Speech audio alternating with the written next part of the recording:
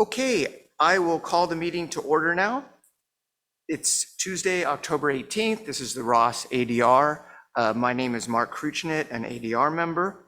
I will first let the ADR members just introduce themselves so that people here that have not attended before know who the ADR members are. Three are virtually attending tonight. I'm Joey Buckingham, Ross resident and ADR member. Mark Fritz. And Steven Sutro. And Laura Dewars will be joining us during the meeting. Before we move on to anything else, there's open time for public comments. If anyone wants to comment on anything that is not on the agenda this evening, you can do so for up to 3 minutes. Okay, great. We will now move on to the approval of the minutes for the September 20th meeting. Now, I was not here, so I don't want to approve and have it seconded. Someone else should approve and then second that as long as you've read them.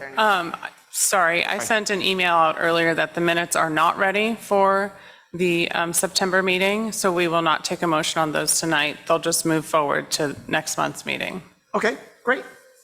And the 78 Shady Lane will not be heard tonight. That will continue to the November 15th meeting. So we can move on to item B, which is 21 Loma Linda. And for those of you in the audience, both here and on Zoom, the way this works is the owner and their design team does a presentation after the town speaks about a project for a couple minutes. After that presentation, the ADR members can ask questions.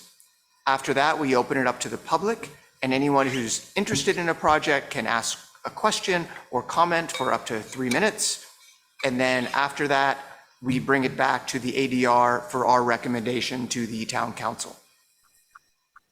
Thank you very much. So, yeah, please go ahead. I would Rebecca. just like, before we start with 21 Loma Linda, I'd like to let everybody know that the town of Ross has a new planner. He is here on Zoom. His name is Alex Lopez Vega. And he, there he is, yes, he graduated from San Francisco State with a BA in Urban Studies and Planning, where he became proficient in geographic information systems. And prior to attending SF State, he served in the military for 9 years as a logistics administrator, as well as supervising and training new recruits. He started here on Monday and he's hit the ground running, and we're very happy that he is here with the town of Ross. So you guys will be seeing more of him at the future ADR meetings. Welcome, Alex. Awesome, Alex. Thank you, guys. Happy to be here.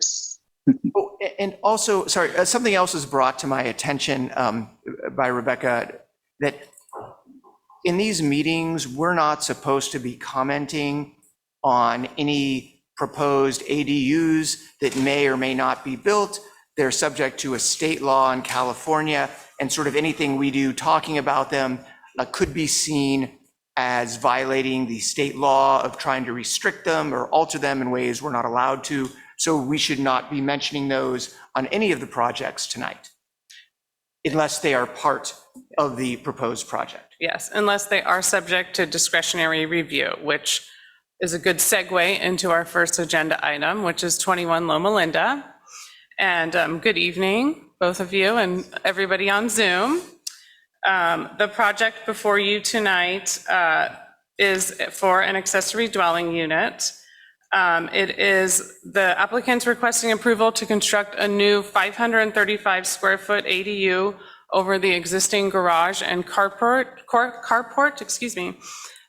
which is in the front yard setback. So that's the reason why it's here before ADR tonight. Currently, the garage and carport are not connected, but with this proposed accessory dwelling unit, they will be connected via a hallway. In terms of colors and materials, the proposed ADU will match the existing house with brown shingles and white trim. And there are balconies that you can see that are proposed on the ADU that will have metal guardrails. As mentioned, it requires ADR and town council review because it is proposed in that front setback. And tonight that we're requesting that the ADR group discuss the merits of the project and provide a recommendation to the town council. And I'm available for questions should you have any. Thank you. Would the owner or their design team like to make a presentation at this point?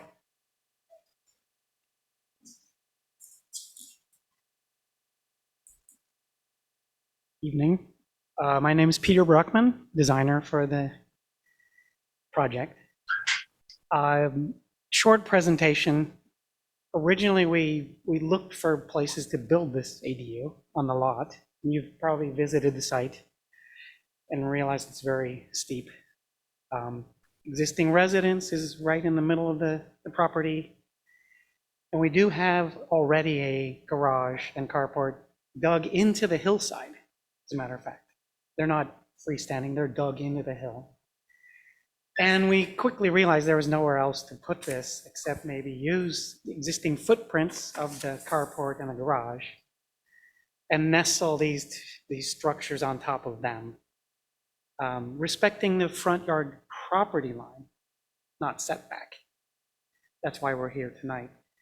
There's no other place on this lot for us to build 500-600 square feet. We looked, and we thought the least amount of impact would be to build on top of the garage and the carport, which currently have flat roofs also, and they're not that attractive.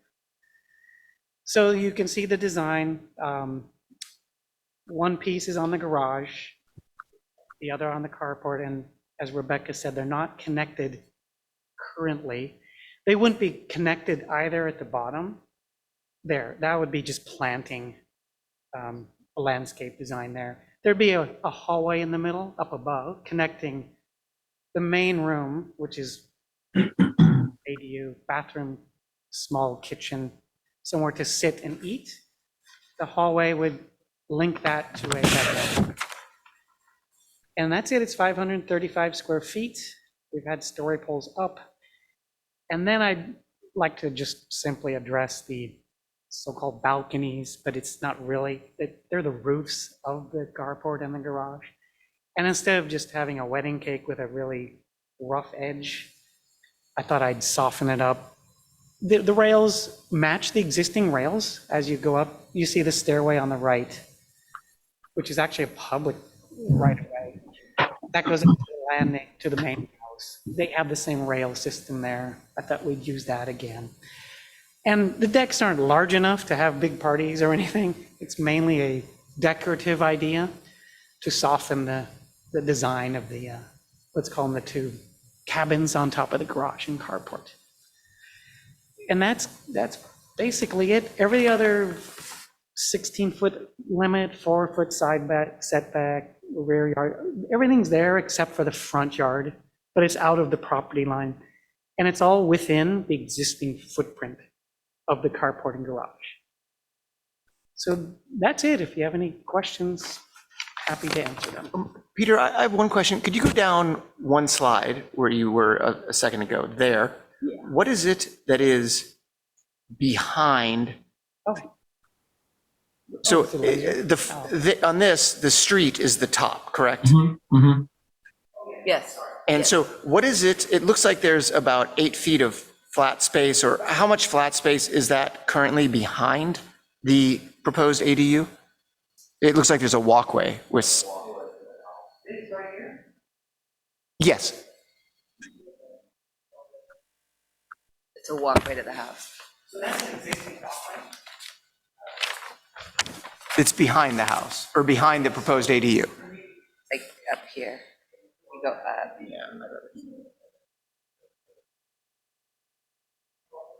Oh, maybe through the front.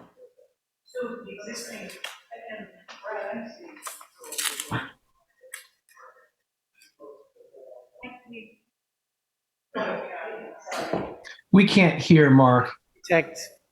I had originally worked on this house 12 years ago, and Brad did the landscape. So, oh, there, that's pretty good. So you can see this used to be public walkway down to the town, which starts at the top of the hill.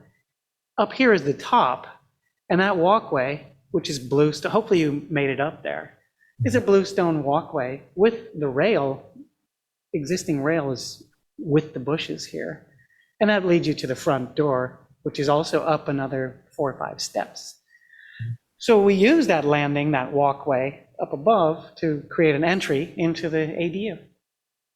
Very simply to keep that level without tearing up landscape and walkways and everything like that. So it ended up, it's exactly at the same level as the top of the garage. Yeah, thank you for the explanation. Does anyone else on the ADR have any questions for Peter? I have 2 quick questions, Mark. Please.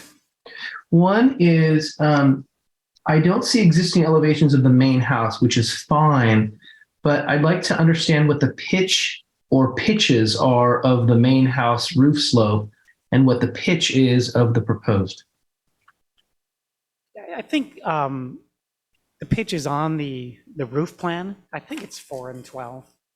You very well may be right. It is. It's 4 and 12. And do you know what it is on the main house, on the It's existing the one? exact same pitch as the main house. Okay, thank you. And then the plate line, I see here you're sculpting it to stay under the height limit. I can understand that. What's the plate line on the low side or the street side? So what's the finished height inside the proposed Foot 4. at the low side? It should be on one of my sections, which is A3.1, I'm guessing, on that one. Isn't there, it's dimensioned on, up one? There. So it should be dimensioned right there for you. I don't see that it is called out. Maybe you can help me Well, with the math. It's an elevation number, that's probably why. But And it's also it's not to the inside, it's to the outside as far as I can see. So it's, the plate is to maintain the roof under the 16-foot height limit. sure. I think I put 8'6" on there. I think it's, let's see, 152 less 143.5, 7, 8, 9. So it's 8.5 on the outside. So maybe it's 8 or 7 Yeah, foot 8 inches or something on the inside. True. and that's to get a fairly decent header height in there that's not 6'8". I'm not objecting to it at all. I'm just wondering what the dimension is. Yeah. Okay. Great. Thank you. You want? I am assuming the roof material is the same as the main house. It looks like black asphalt shingle. Yeah, it's charcoal colored. Charcoal. I wrote that on the application description. but Okay. It's there. Yeah, all the materials will match. Basically the same. Yeah. What about, I have one other question. How do the people down below feel about it with the lighting and the privacy nighttime? Yeah, you'd be surprised how far away the nearest downhill neighbor is. Their driveway goes down 30 feet from the road. I don't think they'll be able to see it. I went down there. and Okay. I couldn't see anything. And not only that, the main house is actually higher. Right. So if they're going to see anything, they would probably see that. Okay. Sort of what I thought. One question for me, if I could, parking requirements. Is there anything that we should be looking at in regards to the building an ADU here in relationship to public transit, or do you need an extra space, or how does that play out in this particular application? Are you asking me or? Yeah, I think so. Yeah, so this ADU is less than 0.5 miles From from a transit stop. building a Okay. bus stop on Sir Francis Drake. Yeah.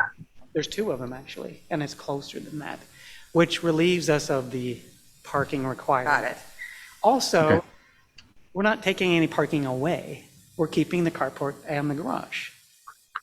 So, That's 3 spots, right? oh, Or yes, 2.5. it is 3. yeah. Okay. So, Any other ADR questions before I open it up to the public? Wait, would anyone in the public like to comment or ask a question about the project?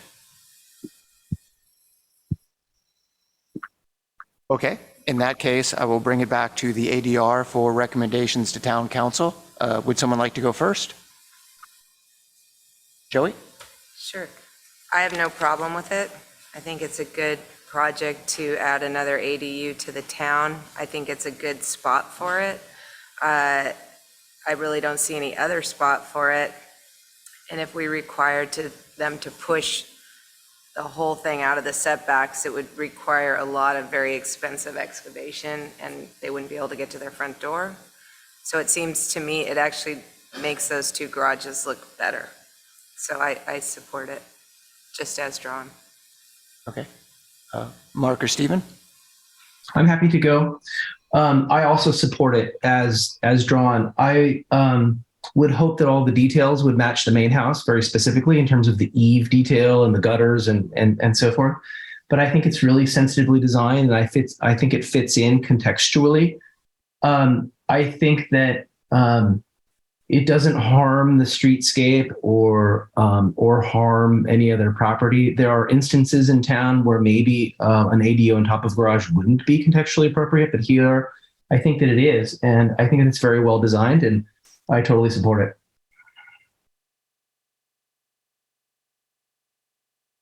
Mark? Yeah, I think I apologize. I should have asked one other question to Peter. The lower volume, let's call it, on the lower carport, did you think about stepping that a little bit? I don't know if Peter's still near the microphone. You can, Yeah, to reduce that mass, you have one that's higher, one that's lower. I could imagine a couple steps into that to go down to bring that plate height down on the lower unit. Yeah, of course, I toyed with that for a while. Aesthetically, it looked very clunky, having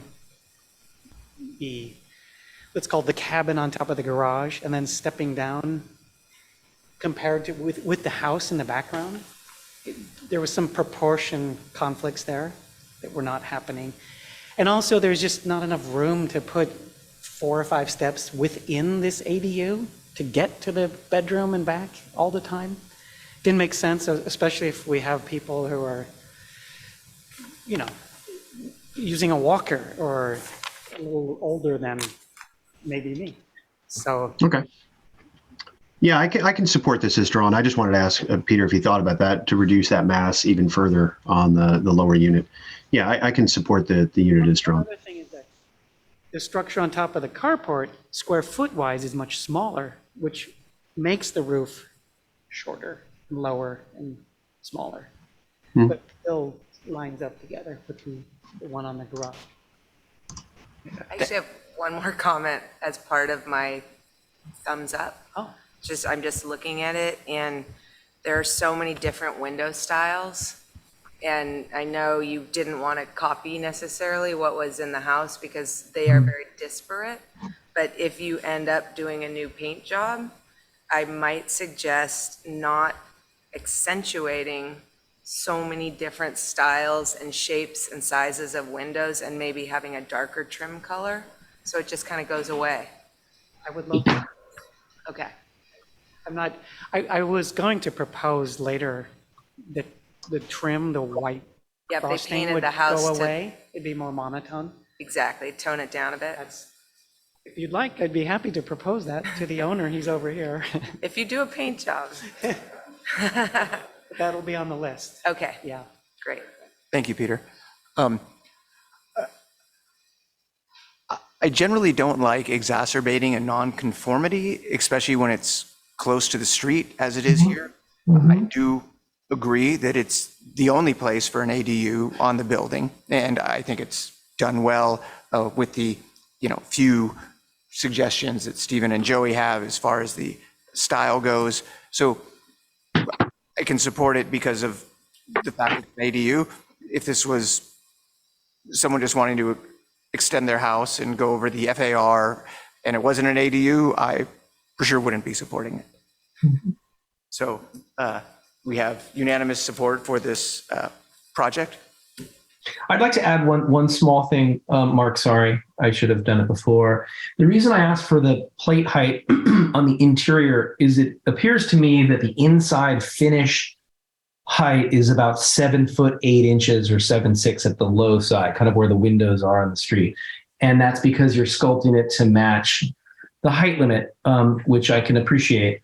But if you're in for a penny, you're in for a pound in terms of asking for going through the design review process. And you could ask for that plate line to be a little bit higher.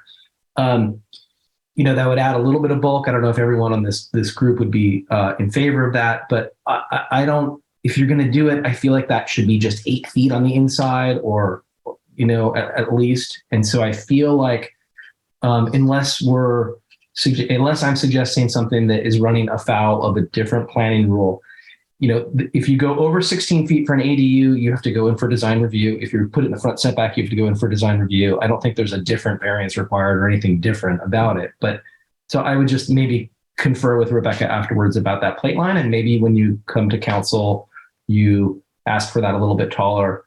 I don't know. That's just a small suggestion. It would look better. It would definitely look better because it's out of proportion. It's out of proportion with the tall garage and then the tiny top of the wedding cake. So, And Stephen, just to clarify, if you're raising the plate height, would you want the roof peak to be higher or just change the angle of the roof so it stays the same? If assuming that the main house is 4 and 12, I think it's really nice that the two roof planes are in parallel. It makes it look like the house was designed purposefully, in my opinion. And so I would just raise the roof a little bit. I'd raise it by 6 inches or 8 inches. That's my suggestion. Okay. yeah.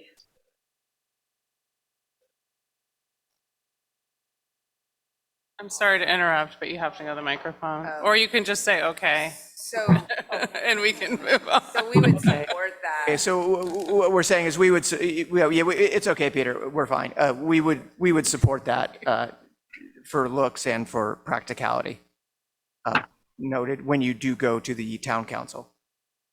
Okay, thank you. And thank you for your extra comments. And it's the first time I ever hear Stephen say, raise the roof in a meeting. So. Thank you. You even did it with your hands, which was nice. Okay, the next project is 40 Madrona Avenue. I believe I saw Ken. Oh, there we are. Thank you. Earlier tonight. So the town will first introduce the project, and then Ken and his team can further discuss it and present it. Thank you. Great, thank you once again. Good evening once again. Tonight, the applicant is requesting approval of design review and a nonconformity permit for a second-story addition at the front of the house and an increase of height in a non-conforming setback of the existing single-family home.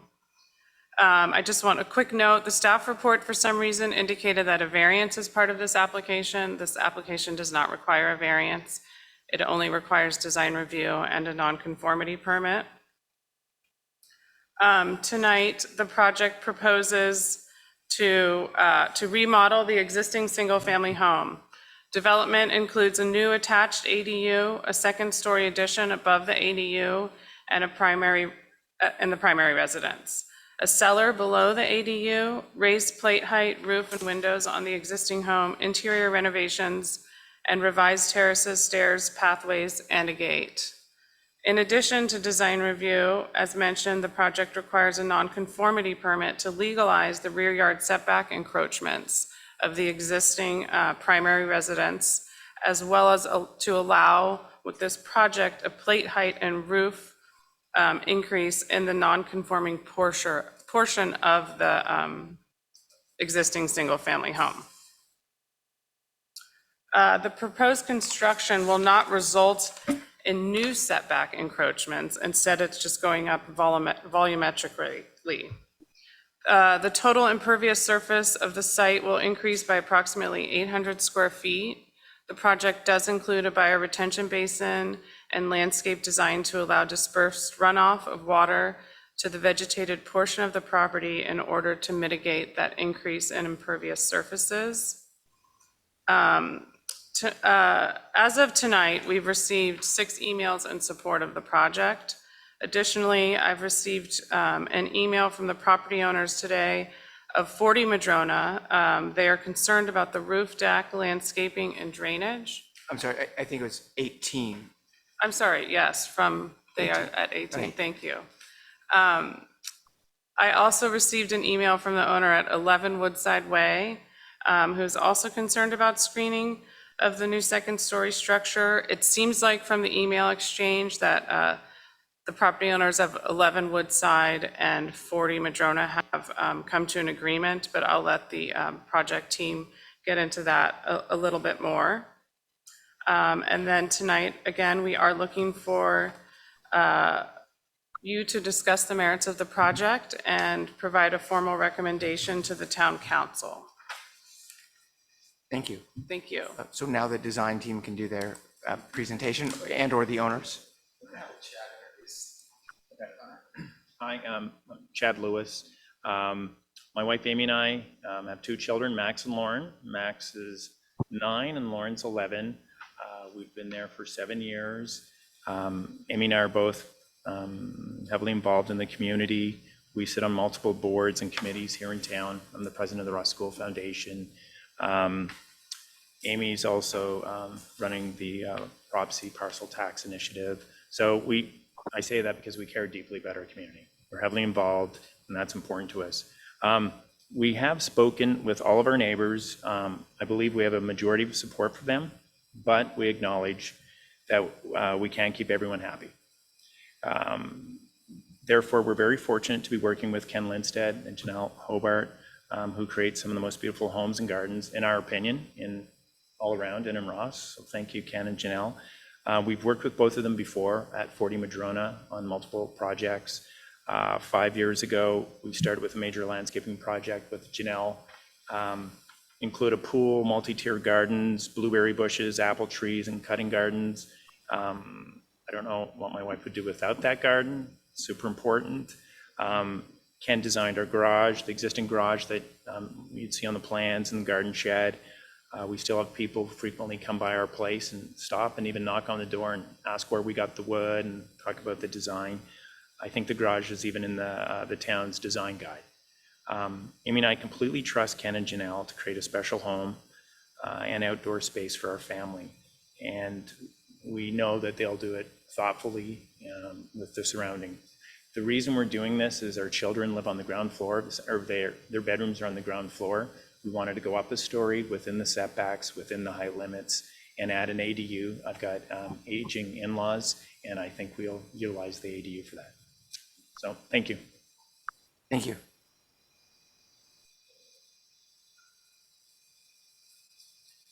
Good evening, Ken Lindstedt. Thanks so much for hearing us tonight. I think, well, it's the most celebrated garage I think I've ever done. We started a while ago with a bigger master plan that included that garage that you see on the left on the cover sheet there. And what Chad just said is kind of like the essence of where we went with this project, which was it's primarily an addition right along Madrona. And that house never really had kind of like a front door that you felt like was presenting to Madrona. You kind of walk through the backyard and find your way into the house, and they wanted to have more of a proper front door. And I like this idea of creating a little gateway between the existing garage and the house that kind of leads to the garden as a secondary way into the garden. But there is a front door along Madrona, and what works is the redwoods that are along Madrona are so tall that by comparison, this house feels, I think, scale-wise quite appropriate right there. And I think it's also the one spot on the property where going up to a second story has the least amount of impact on neighbors. And the neighbor up the hill on Woodside, we've talked to her. Janelle, I think, can probably speak to how we're going to try to screen that property in a little bit. So I'd say the only reason we're getting into this nonconformity is that it's an existing form in the back of the property. I don't know if you can pull up the site plan and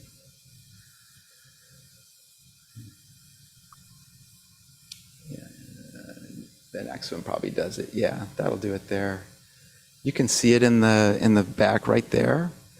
We just want to add a steeper roof pitch to that form because what we're trying to do with this is very low pitches right now. The garage was more of kind of like a 7 and 12 pitch, which just feels a little better for the house.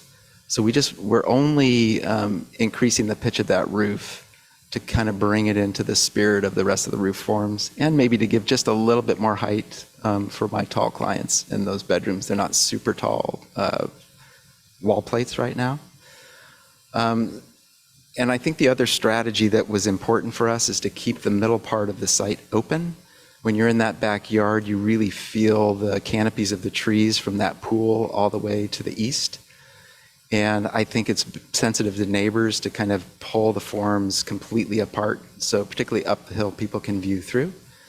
So those were the main strategies, and happy to answer any questions you might have. Ken, just because we received the comments earlier today, I just want to make sure I'm clear on it. So the dotted line that we see going left to right here is the sort of setback where there's an existing building, but then you're exacerbating the nonconformity by making it taller, correct? Yeah, just right at the plate.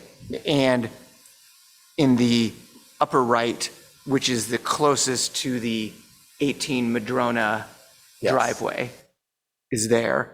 Okay. And how far is that? And I know it's relatively steep. How far is it from the street, the side of the building there?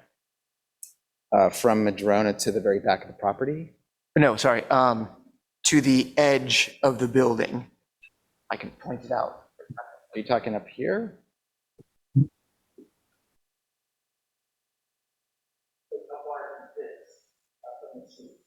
Or from the street? You mean from, It's down. I think the street is,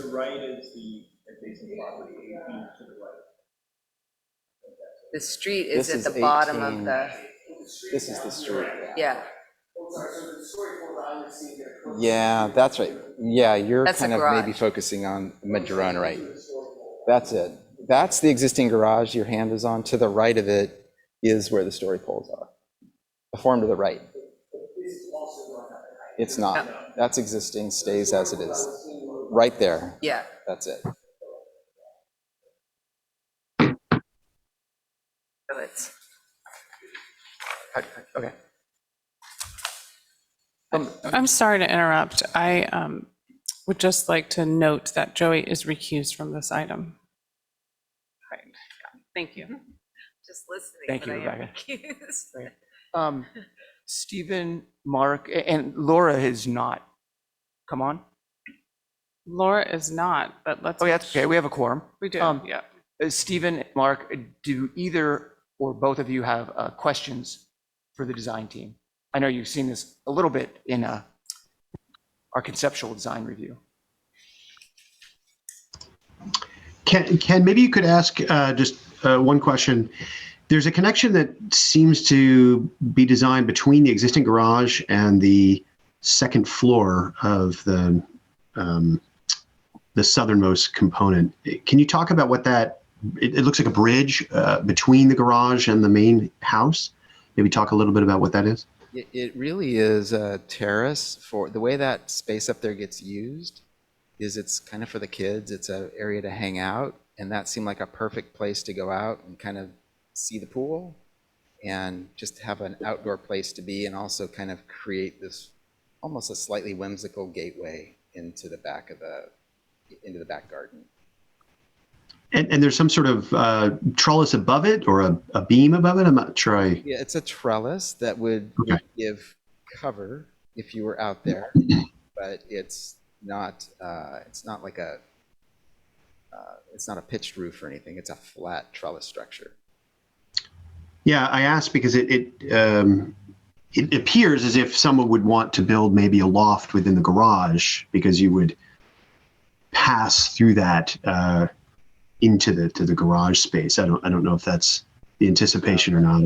That garage is internal pull down stair space. If you have the FAR, maybe that would be a thing, but that's not what we're proposing at all. Okay, thank you. And from that area, can you see into the neighbor's lot driveway? Because the neighbor was talking specifically about that area? No, it's if you want to bring up the second floor.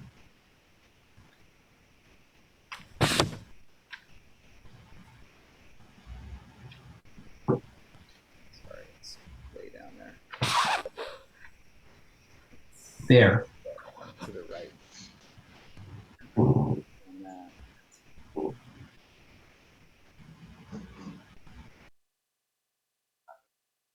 the right of that, there it is. So go, yeah, it's right where that fireplace is. So that's the flue of the fireplace down below that you see. Yeah, right there. We built a terrace out there so that there was a way for the kids upstairs also to kind of go out into the garden space and enjoy the canopies of the trees. And we are planning to do plantings on the east side of that. I think this is a comment that came from our neighbors to the east that we can speak to this. But it's pretty far away from that property. And the area between this line and the master, that's all just a roof that you can't get out on. So that's not an area that will be occupied. Okay, thank you. Stephen, Mark, do you have any further questions before I open it up to the audience? Ken, what's the proposed plate height on the second story? It's, I believe, 8'4" in the 2 bedrooms to the right, and then it's taller as you go up the stairs. I think it's more like 9'6". Okay. Yep, I see that.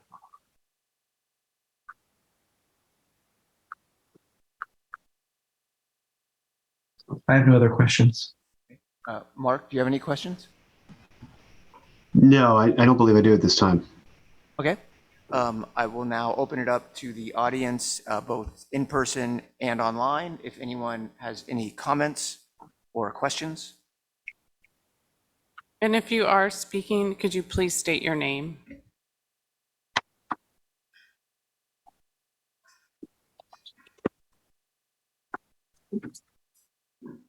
Good evening, everyone. My name is Christine Berg. This is my husband, Peter Berg, and we are neighbors of Chad and Amy Lewis at 18 Madrona. We are the ones that wrote the letter to ADR today. We have some fairly specific requests that we have reached out to the Lewis family to address, but unfortunately have not received substantive or concrete feedback on, and that's why we come here to ADR today. We are concerned about the volume and the height, the volume, and specifically the roof deck of the proposed structure. Our property sits significantly lower than the Lewis's property, and as a result, we are now able, based on the story polls, to see the entire new proposed structure from the cellar to the first and second floors. What was previously a 1-story structure screened by laurels will now be replaced by a 3-story building that can be seen from most portions of our lot, save for parts of the backyard that are currently screened by 2 large pittosporum trees that are on our property. Because of the height differentials of our properties, the second story of our home is at eye level with essentially the foundation of the cellar of the Lewis's proposed home, or the roof height probably of the cellar. It's hard to eyeball it and tell you exactly. We have 20-foot pittosporum trees planted all along the property line, and those pittosporum trees don't even begin to address screening this new structure. What we've asked of the Lewis's was specifics, concrete specifics on what was going to be planted in front of this new structure to screen the new structure from our home. And we have expressed our concerns at an in-person meeting in June and again by email about privacy related to this roof deck. This roof deck is a bird's eye view. It's essentially a perch looking down onto our property.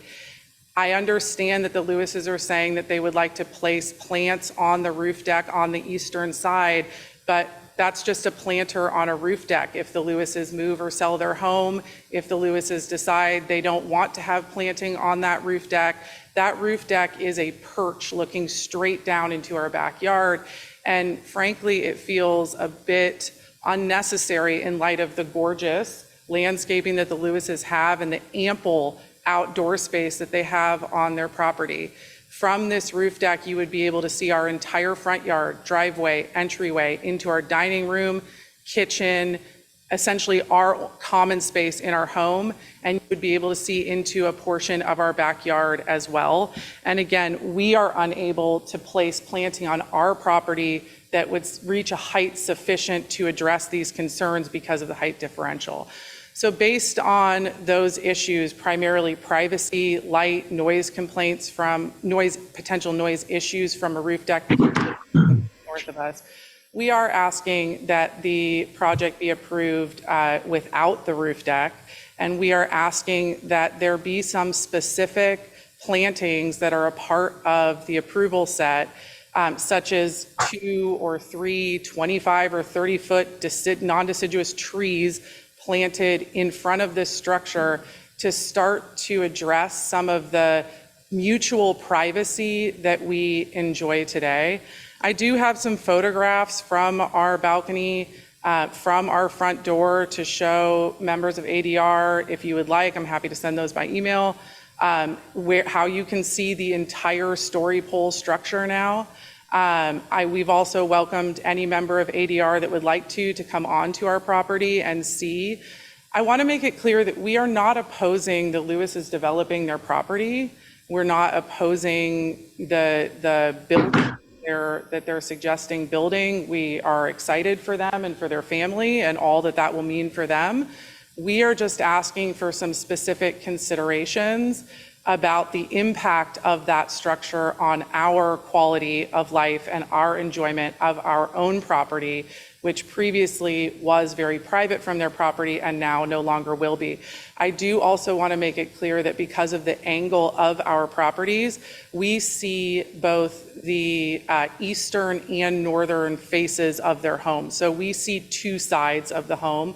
We will see all of the windows that face north. We will see all of the windows that face east. It's not just facing one side of the building. We see all of those windows.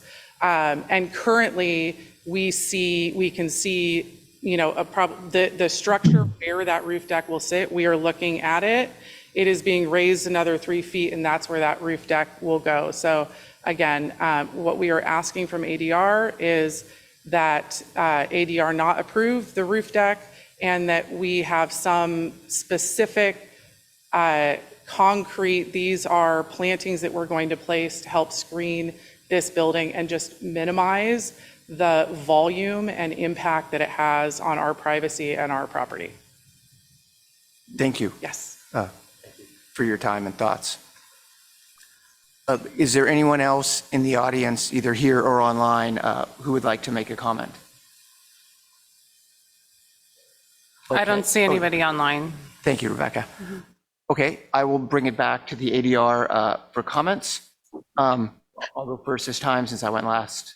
Before you do, Mark, I have one question of Rebecca that I should have asked before. Can I do that? Yes, please. Rebecca, I did, I think I saw all the communication between neighbors and you or the subject property. Did anyone have any concern with the exacerbation of the nonconformity with changing the roof line in the area beyond the rear or in the area of rear setback? I have not received any comments from neighbors regarding that Okay, thank you. nonconformity permit. Yeah. Okay, thanks. Even by that, you mean the rear away from the street? Exactly, Mark. Yeah, because a portion of this, of what our comments should be is, does everything seem okay or not, or is there something that you would comment on? And then specifically, is that okay? Does that seem to be a problem, right? Yes, a Yes. nonconformity permit is subject to design review findings, so that's Yeah. certainly something you should comment on. Yep. And just to once again clarify, Rebecca, sorry. The corner of the lot that is closest to the Berg's driveway and Madrone, that corner. In that corner, are they exacerbating the nonconformity all or not? No, that portion of the project conforms to all of the zoning regulations Okay. for their zoning district. Thank you. Go ahead.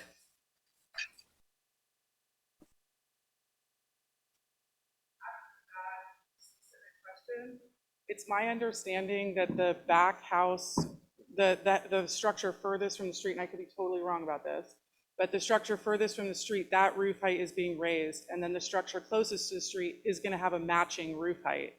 And so exacerbating that nonconformity enables the structure in the front to have a higher roof height as well and have those roof height match. Again, we are not opposing the raising of that roof height and the nonconformity necessarily, but what we are asking for is an acknowledgement of the size of this structure, this 3-story structure that's being built, and asking that specific plantings be placed in front of it. So it is related to that exacerbating nonconformity. And so I just wanted to address that limited question. Thank you. Okay. So as I've said in previous meetings, my opinion is that certainly no house has a right not to see other homes. And there's no house that has a right not to see a second story just because a second story didn't exist before.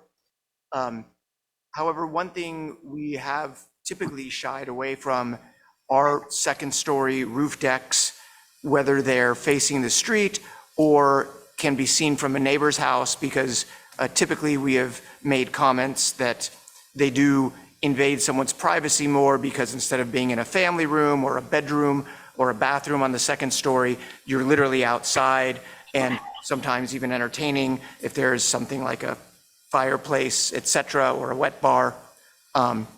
So I would tend to agree with the neighbors on this, that it would be, that I would not support the outdoor roof deck on this absolutely beautiful project that I think is a great project. I would not be in support of the second story roof deck. And I do think that there should be maybe some concreteness to the landscape suggestions that Janelle is making in regard to the one very tall area where it seems that the neighbors are fine with the height of the building and the height of the other building. And typically we don't like to see any nonconformity exacerbated, as I mentioned in the last project. But if the neighbors downhill, and I went to your driveway today and saw the story poles, but if the neighbors downhill are fine with the, exacerbating the nonconformity that's relatively close to them, and then the other area matching that in height, which is not a nonconformity, and it seems they're fine with that, just they'd like a concrete suggestion or two by the time you get to the town council for some kind of nice screening for everybody's privacy. That seems like a reasonable request. We typically don't, but I mean, if you're commenting on something regarding this, please go ahead. Thank you. I appreciate this. I think one of the problems that my wife Amy and I are struggling with right now, especially as it relates to this rooftop deck, is that our neighbors, the Bergs, have just gone through ADR. They've added a 9-foot deck off their kitchen that wasn't there before. We've always looked from our property down onto their property. That was there. They've been there 2 years. They added this new deck, which is 9 feet above, which is an elevated deck, which is exactly what we're doing. And now we're being asked to screen our property. We're being asked to screen all of our rehab. They at no time offered to screen their new project that they put.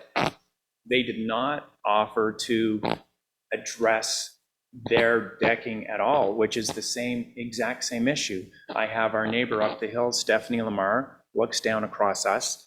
We adjusted our building construction. We have a 30-foot height limit. We're building at 26 feet. Ken has stepped the property back as we go down the hill. We did that to preserve one neighbor's view. Now we're being told we didn't oppose them because we've been here for 7 years. We've always worked with our neighbors on multiple projects. And here we are. They were able to put a kitchen balcony right off their kitchen that had never existed before. Their house was designed and built never to look at us. Now they have went through ADR, they've been approved, they're about to start construction, and they're putting a rooftop deck that now is looking at our property. So now I feel like the Bergs, we've tried to talk with them. I just feel that we're on the rooftop. I have multiple photos. I'd welcome all ADR. I'd welcome the Bergs to stand on our roof where it is. We've also put in podocarpus. When we bought the property, we put 138-foot laurels around the whole property. For Stephanie Lamar up on the hill, she was having problems. We spent $20,000, put all linklet laurels. We completely screened the garage. We've always worked with our neighbors. We've been demanded now to put 2 to 3 trees on our property, right up in front of our brand new building. It just, in the spirit of our community, it just hasn't felt right how they've approached this. This is in the last 48 hours.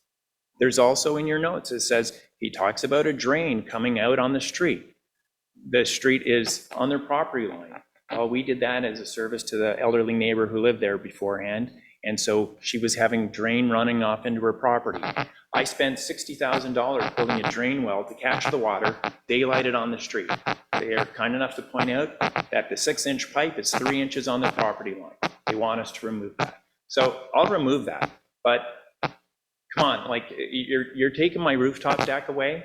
At the same time, you've given it to them. It just doesn't feel right, and I apologize, but we'd work with some screening. We trust Janelle, we trust Ken that we'd put screening up around our properties. We've always done that as best we can. But being demanded that we have to do 2 or 3 trees, I don't see that in the bylaws that we have to do that.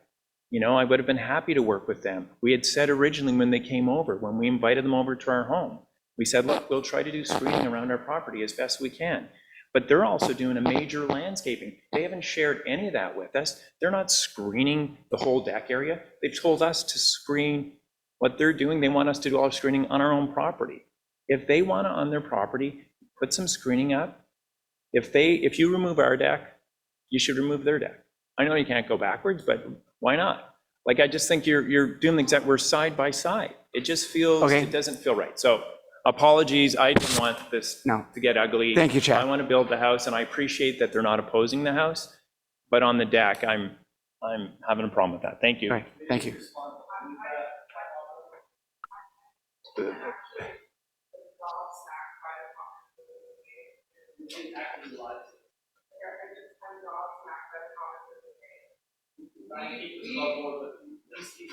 Okay. I think You know we're what? going to have to I'm close the sorry. public You know what? hearing. I also let you speak once it was back to the ADR, which I probably shouldn't have done, so now you've each spoken once. I think we just need to comment on the project.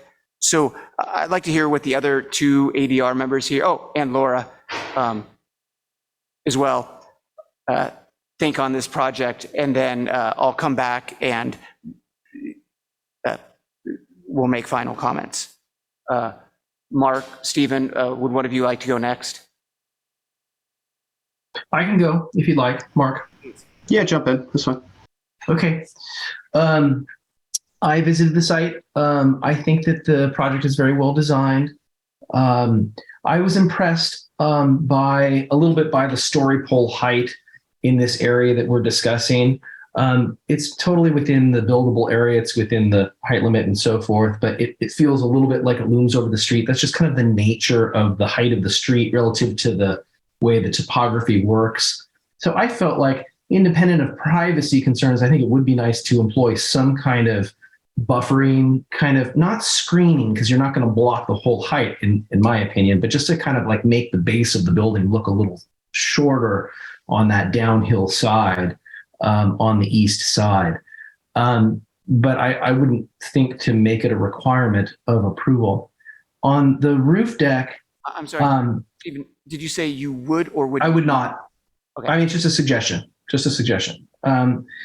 The roof deck, it's roof of the first story. It's not roof of the second story or anything. And it's in the very middle of the buildable area of the lot. And for that reason, I can support it. And because there are no neighbor complaints or worries of changing the roof line in the area of nonconformance, I can I think, make the findings for that just based on the historic position of the house and the hardship that would be created, or kind of the funkiness that would be created by requiring that be removed, or it would change the project significantly in a way that I don't think is necessary. So kind of in short, I can approve the project as designed with a suggestion for some planting on the downhill side in the north or on the east side, kind of at that corner, the downhill corner, not in the hopes that it cover the entire building at all, but just to kind of soften the appearance of the height of the structure. Thank you, Stephen. Mark, would you like to go? Yeah, I think I appreciate the massing you guys have put forth in an effort to preserve some views from the neighbor up on Woodside, because my first instinct was it seems strange to put the second floor massing to the extreme sides of the property. You would expect that central spine to have a second story. After hearing the presentation, understanding Ken's approach, it makes a lot more sense on why you would build out those on the extreme south and north. So I can support those. I think I don't have any issue with the non-conforming plate height on the northern buildable second floor either, primarily because it improves the architectural style significantly. I think the current form of that roof doesn't do that building any justice, and I think it's a small increase in height. On the area Stephen was discussing on the southeast corner, I tend to agree. I felt like it was a little bit large when it came to the streetscape, not necessarily the neighbors, as Stephen was discussing. I appreciate it's within the setbacks. I would just look for, as Stephen said, some additional softening of that corner, because it does somewhat loom over that streetscape. And I also tend to agree with Stephen on the roof deck. I would say my thought there would be it's pretty large as designed. And given it is currently flush with the eastern edge of the building, I would maybe just, in an effort to pull that back a little, shrink it a little. It again, as I said, it's pretty large as it stands today. I might pull that back off the eastern edge of the building to provide further buffer, make it a little further back from that eastern property line. It is more or less in the center of the property, as Stephen pointed out, which is one of the reasons I can see supporting it. It doesn't necessarily loom over the street or over, close to the property lines. So I would say maybe pull that back a little bit. I think there might be a way to do that. Incorporate, maybe there's a solid rail on that eastern side, just again to provide a little more buffer for that neighbor down the hill. Other than that, I think it's a pretty impressive project. I appreciate the material choices as well. We haven't talked about the materials, but I think the mixture of current, you have those two sets of siding going on right now with the barn material on the garage, the barn wood, and I appreciate kind of the mixture of those in the masses. So I think it's well done. So those are my main comments. I think those two areas of the project. Thank you, Mark. Laura, we saw this in conceptual review prior, so I know you're somewhat familiar with it. Have you seen enough of this meeting to want to opine on this project? I missed the presentation tonight, and I didn't go to the site or really review the drawings. I was having a sick childcare issue, so I'm not going to add any comments, if that's okay. Thank you. Thanks. Okay, so basically the ADR recommends the approval of the project architecturally. The recommendation is to, and I agree with Stephen, although I would say it even stronger, that it should be a requirement to soften up the landscaping next to the large, tall area. And I agree 100% with Stephen that it's not going to be completely screened, but doing something to soften it. And that might already be in the plans. And I think having something soften that would be good, because I also thought that the story poles were relatively large when viewed from the street, just because of the slope of the lot. And the consensus of the three, or the majority opinion, was to keep the roof deck, one of the members thinking that it should be made smaller, as Mark suggested. And that is our recommendation to the town council. Thank you, Rebecca, and thank you to the people who commented on the project and presented the project. Thank you. We will now move on to 71 Shady Lane. And I am recused from this as they are my adjacent neighbors, so Joey will take the lead in this project.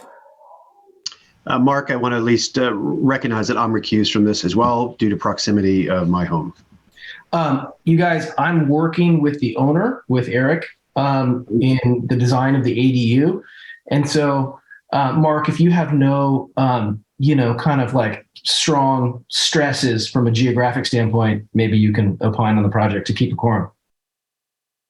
I'll leave that decision up to Rebecca. I can state that I do not have any particular proximity issues, but I don't know what the That's rules okay. and regulations on that are.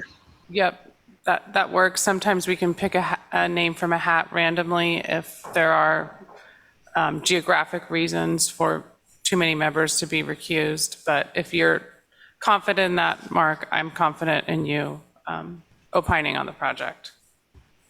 Yeah, I am. I'm a number of streets away. All yours, Joey. Okay, so Rebecca, would you like to present it to us? Yes, thank you very much. Good evening once again. The project before you this time around is at 71 Shady Lane. It's a relatively sort of small-ish project. It's before you tonight because we do have a requirement that if you are doing 50 cubic yards of grading or fill, you are subject to design review, which in this case, this project is. The project is proposing to construct a new swimming pool, pool equipment enclosure, wood deck, stone patios, fire pit, and new outdoor kitchen. The existing mature landscaping will remain and will sort of be infilled as needed as a result of the construction project. All of the proposed improvements are in compliance with the development standards of the R1B10 zoning district. And again, tonight we are asking that you discuss the merits of the project and provide a recommendation to the town council. Okay, and would the designers like to present the project to us? Yes, I think I'm Eric Spaley. I'm the owner. I just wanted to introduce myself first, and then I'll pass it to Brad, the designer. So yes, my wife Jessica and I bought this property earlier in the year. We have 3 daughters, and we're excited to have a pool on the property. So that's why we're here, and I'm grateful to Brad for all the hard work he and his team have done, and thanks to all of you for the work you do in this process. So I'll hand it to you, Brad, to talk about the project. Thanks, everyone. Brad? Rebecca, can you share your screen, or should I share screen? Share the drawings? I can share. I thought you were going to be sharing. I can. Yeah, let me make you a co-host.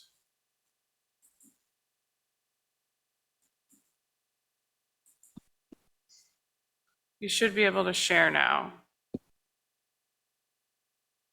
Okay. 1 second.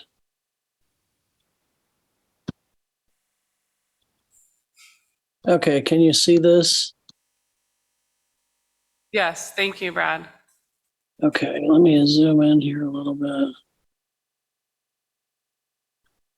So as Rebecca said, the main reason we need to attend design review on ADR is that our grading calculations for a pool are, just a second here,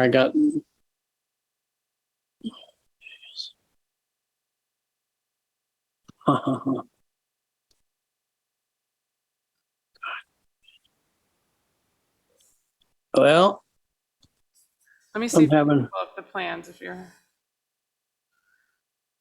to do it on my hotspot. Huh. See, I can do it here. We can still see the drawing behind it if that helps at all, Brad.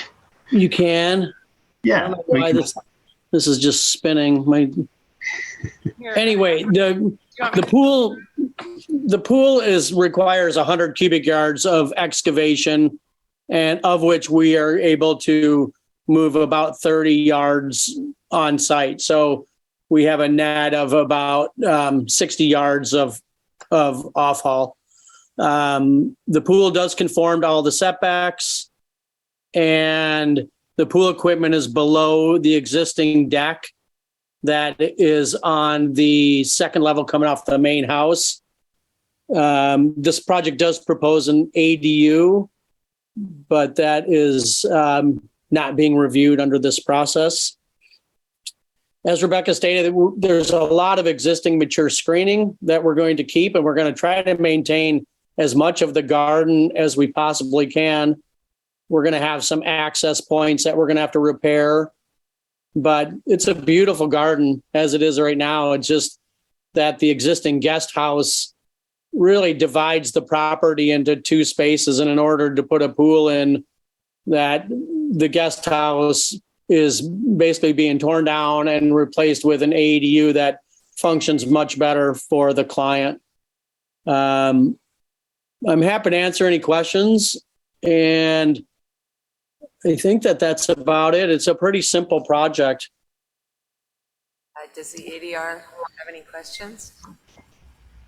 Brad, I apologize. I wasn't able to view the site. The current building that you described being torn down is that the dotted square that's sort of half over the pool? Yeah, yeah, exactly. It's right in the middle of the yard. So there's kind of a courtyard that you walk into, and then some flagstone paths and a big, pretty good sized concrete patio. There's a survey.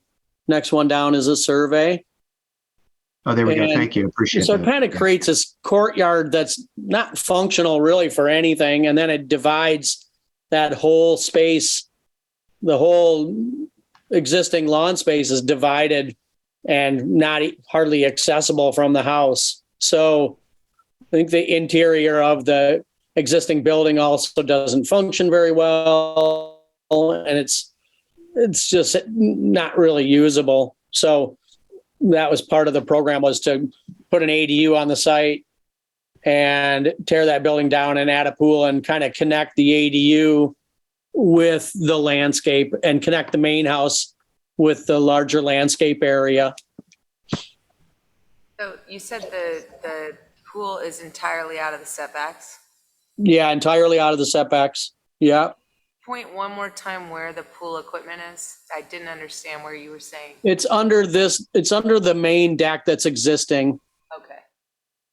So it's complete, it's way out of the setback. And right now there's already equipment under that deck. There's a well, and it's a storage space with a door and plenty of space for pool equipment. Yeah, it's right in that space. Okay. And one last question, any reason why you didn't consider other locations for the pool, such as further back on the property or running lengthwise in that back area? Well, it would take up a lot of the existing lawn area. That's such a bonus of this house, especially with the 3 kids. And then we have setbacks. The setbacks are pretty deep into the rear yard. And then there's also some flood control requirements that we've gone through just to make sure the feasibility of the project works. So we've done a no-rise certificate with a consultant, and it got pretty complicated, but there's some different flow lines that we had to maintain. So pushing the pool closer to the creek, which is in the rear yard, we couldn't move things closer to the creek. Can I ask a question? You guys are adding a bioretention to offset the increase or? Yeah, there's a bioretention kind of between the shady lane and the back of the ADU. Okay. And we're pretty balanced on our impervious surfaces. It's really the pool is adding, I think, about 400 square feet. So that's on Glen Earth is on this project. And it's 2 more sheets down. There's all the calculations. And then the bioretention's right there, kind of down in the corner.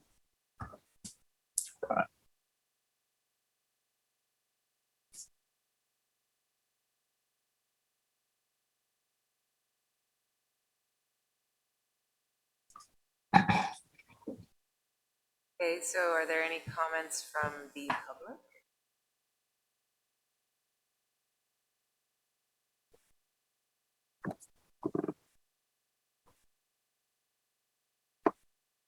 Hi. Thanks for the opportunity to comment.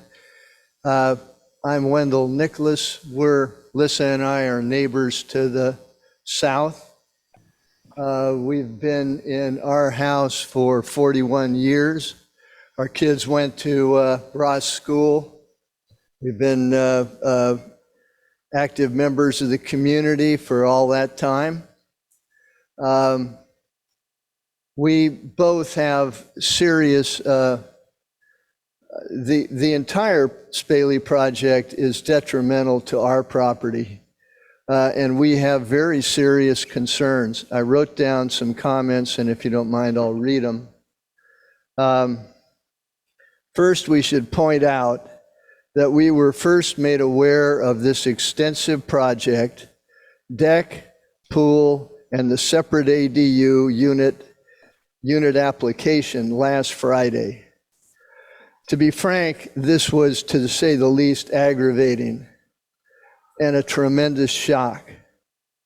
The ADU project is not subject to the design committee review and is not on this agenda. For the record, however, we were never contacted by Mr. Spaley or his representative on the deck pool project or on the ADU application. It took a call from us to Mr. Spaley to initiate a meeting 2 days ago. Again, for the record, the ADU project on its own, the placement of it on its own, places an imposing 16-foot, 800 square foot structure with a 4 to 5 foot setback from our boundary. Wendy, I'm sorry to interrupt you. I We are understand. actually not allowed to discuss the ADU Right. in this meeting. Just for the record, privacy, aesthetic and all, it greatly impacts our property, its value, and its aesthetic appeal. The subject of this meeting, however, is the proposed pool and deck. It will be 15 feet from our boundary. We have a deck directly across from the proposed pool area. We frequently use this deck, which has a lot of shade, for entertaining, especially spring, summer, and fall. The noise from the project pool, fire pit, barbecue, outdoor kitchen will unavoidably detrimentally impact our quiet enjoyment of our deck area. In addition, the pool and deck will be set 3 feet above ground level, which will increase the negative noise and light impact. This pool deck area, and for that matter, the ADU, could easily be moved to the Spaley's spacious backyard, where negative neighbor impact would be minimal. As far as the creek is over on the northwest corner. It's not directly adjacent to their property, their western property line. I mentioned this alternative to Eric when we met on Sunday, and his response was that the pool could then perhaps be under the drip line of the oaks on the property, which would negatively impact the pool. You know, we question this justification The backyard is very large. If oak drip line issues were indeed a limiting factor, a high percentage of Ross pools would never be built or put in. Because of the negative impact, the quiet enjoyment, our privacy, and the aesthetics of our property will be seriously affected. I would hope that the ADR would suggest that the applicant can at least consider moving the whole project to the large yard area west and southwest of their house. This would greatly reduce our negative impact. Such a revision could actually improve, in our humble opinion, after 2 days of looking at the plan, improve the property's entry aesthetics and greatly enhance the flow from the street and the parking lot to the pool deck and ADU unit. And that's basically it. Thanks, Wendy. Does the ADR have any other questions of the applicants? I actually have one. I'm curious about the raised pool. Was there a reason why the pool is raised and it's not at ground level? Brad? Oh, I wasn't sure if you were asking me that or not. There's a very complicated process of the no rise certificate about the heights that we had to maintain to get this above a flood level. And perhaps Eric can jump in here because he was heavily involved in the no rise certificate and this outside consultant with our elevations. And it drove a lot about the pool or about the ADU. And it drove a lot about why we did the deck, because the deck, it had to have area for a potential large flood to flow underneath the deck. This was originally designed as a patio, and there was flow lines that were calculated that we had to make adjustments to the pool locations to push it even, closer to the ADU and push it away from the rear yard.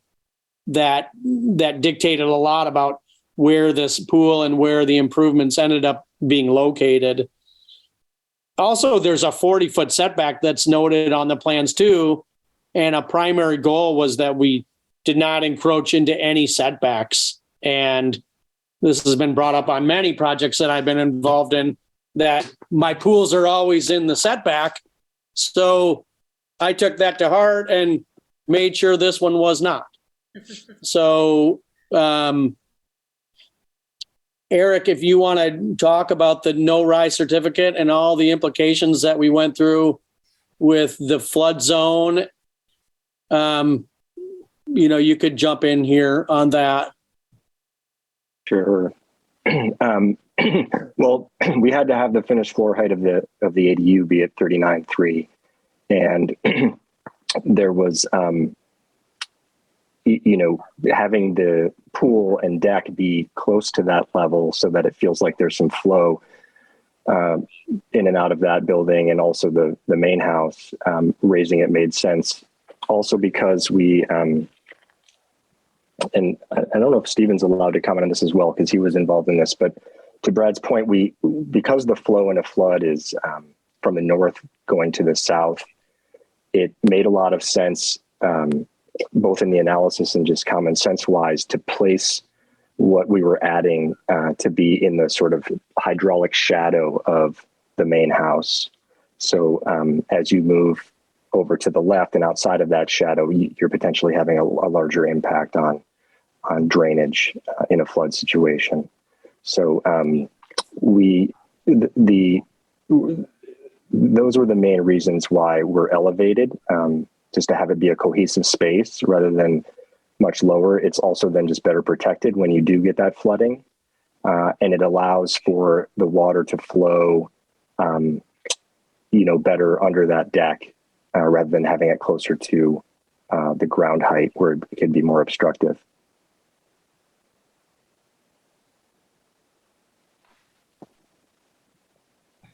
How much is it elevated? I'm sorry, I didn't see that portion. It's a couple elevated feet about above. 2 Go ahead, feet. Brad. It's about 2 feet above grade. The pool is. Okay. The ADU is 2.5. So we have a step out of the ADU doors right now, which is not ideal, but there is a step down from the doors of the ADU down to the deck. Okay. So yeah, it's up about 2 to 2.5 feet at the most. It's not a perfectly level site, but where it meets the lawn area, it's a 2-foot drop. ADR questions? Oh, so why don't we bring it to a vote? Who would like to go first? I'm sorry, did we open the public hearing and I forgot? Yes, Okay. we had Wendy. Oh, right. Thank you very much. And there's no one on Zoom who'd like to Okay, comment oh, either. I didn't Okay. ask you about Zoom. Thank you. I just figured. It's getting late. Sorry. Thank you. Sometimes I get the order of business a little mixed up. but Me I think too. We've done everything right. So now it is time to bring it to a vote, and who would like to go first? I can go first. I can understand the neighbors' displeasure with having the pool located closer to their house. But based on the reasoning provided with the creek and the fact that it's not encroaching in that setback, I actually don't see any issues with where it is. I understand the neighbor's concern, but I feel like it's within this property owner's rights. And again, the ADU is something that we can't really comment on.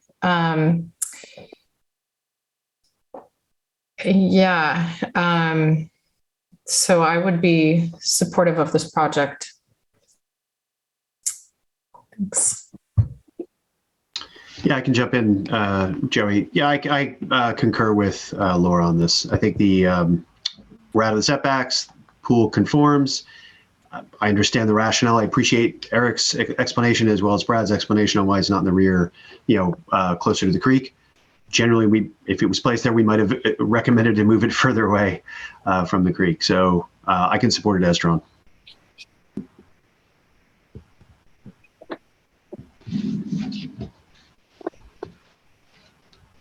Joey, I think that's up to you. And also for the same reasons, unfortunately, Wendy and Lissa, it does really impact you. But for the reasons they described, as well as both the ADU and the pool are within the rights. They're out of the setbacks. And we've turned down lots of pools that are in the setbacks, and this is completely conforming. So unfortunately, it's for your property it's not ideal, but they have a lot of good reasons for it being there. And we are not allowed to comment on the ADU at all. So I would recommend that it be approved as well.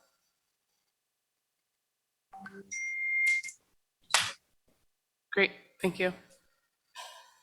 So Okay, you're back. great. I'll be back. Thank you to the applicants. Oh, and Eric also, Eric just popped off. Oh, Eric, sorry, I led you to believe that we were not going to be here in person tonight. I wasn't sure about that. So it's all right. It's good to see you on the screen. Have a nice evening. Now we have one more project, 71 Shady Lane. Do the ADR members, Just did show. sorry, excuse me, not Bellagio. Zero Bellagio. I hadn't flipped my paper. We have Zero Bellagio, which is a large project, even though we've seen it before. Do any ADR members want to take a 5-minute break, or are people good to plow on? Stephen's good, Laura's good, all right. Let's keep going. Everyone's good. Okay, great. Great. So Zero Bellagio, which we have seen before. Rebecca, why don't you brief people again, and then the project team can present. Great, thank you very much. Zero Bellagio is before you tonight. As you might remember, the project proposes to construct a new single-family residence, attached garage, and new landscaping and hardscape throughout the property. Currently, the site is an undeveloped lot with no vehicular access from Bellagio. The project proposes to construct a driveway which will be in compliance with fire standards and provide enough space for a fire vehicle turnaround, which is beneficial to the properties up on Bellagio Road. The driveway construction, it includes a series of retaining walls which will not exceed 6 feet in height, and they will be heavily landscaped to help soften and screen those walls. Excuse me. The proposed home is a 2-story home over a partial basement consisting of 7,897 square feet. Of that square footage, 667 include an attached garage. The project also proposes construction of a new swimming pool, terracing, landscaping, and bocce court. A portion of the first story of the home includes an indoor-outdoor living area that's referred to in the project description and the plans as the pavilion. And that pavilion opens up to a trellis-covered outdoor kitchen located on a terrace and the swimming pool.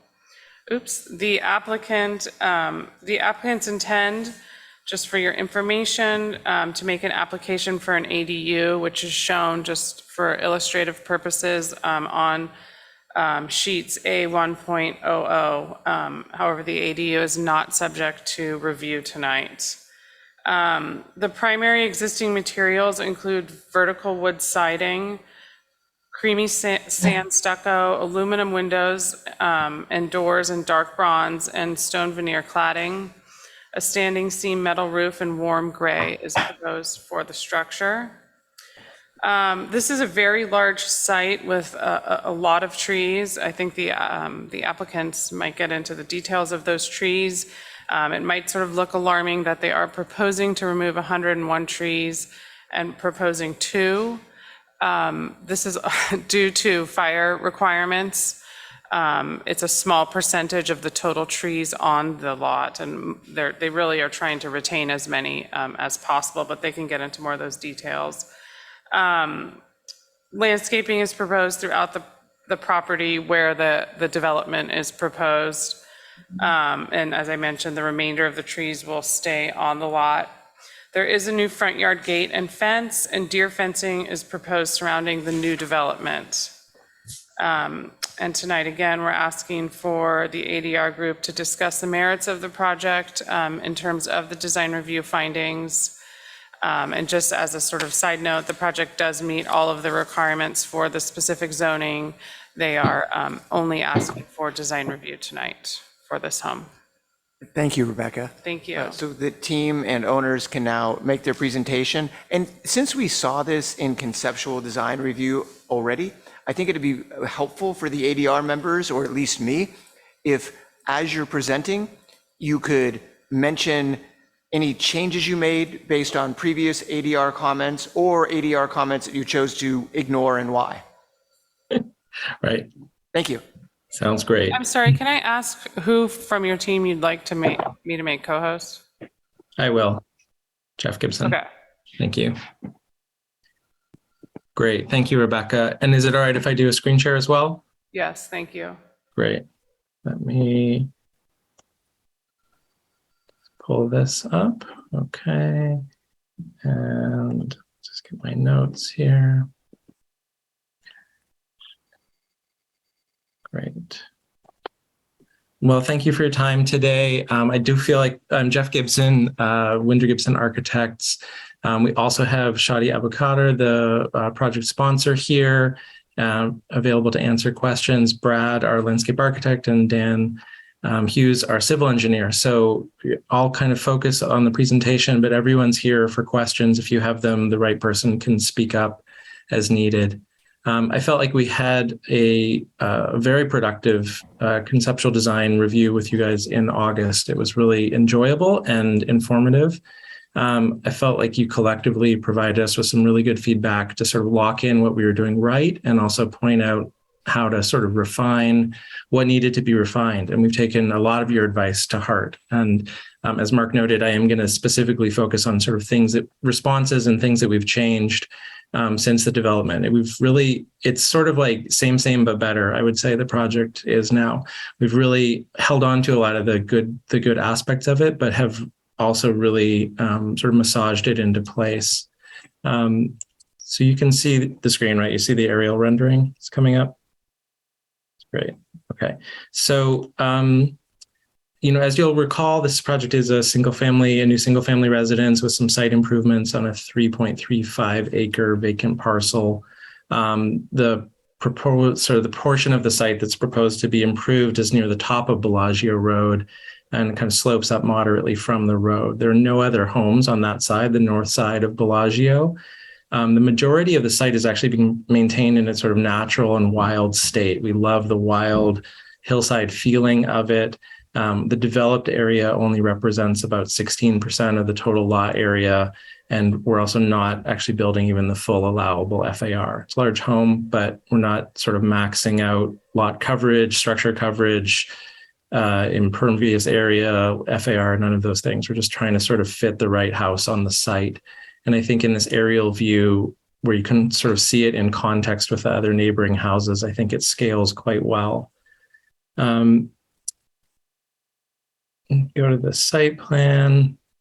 So the project has been sited to reduce visibility from the street and the neighboring homes. The house that we've developed is sort of an L-shaped structure with only this one-story pavilion wing extending closer to the street. It's 38 feet setback from the front property line there, but the main two-story volume of the house, which is back here, is actually 130 feet away from the street. So we've really positioned this and sort of wrapped it around this courtyard-like usable outdoor space with the pool and terraces, trying to sort of move it away from the neighboring homes, leave some mature planting in this area for screening, and just kind of tuck it into its site. Substantial portions of the program are also located in these sort of cross gables that extend off the back of the main two-story gable. So those are further, some of that square footage is sort of further just not visible from the street. So that sort of design strategy, I think, helps minimize the impact to really any of the surroundings and helps keep the scale of the house seeming appropriate. Some of the sort of key things that we heard from you in the conceptual design review that I want to respond to are, first and foremost, was, if you recall in the first hearing, we hadn't managed to get this house under the 30-foot height limit very well. We were having a hard time with the sort of knoll shape, the sort of berm shape of the site. We had a number of portions of the house that were actually sticking up. If you remember these diagrams, we showed what's sticking up through the 30-foot height limit.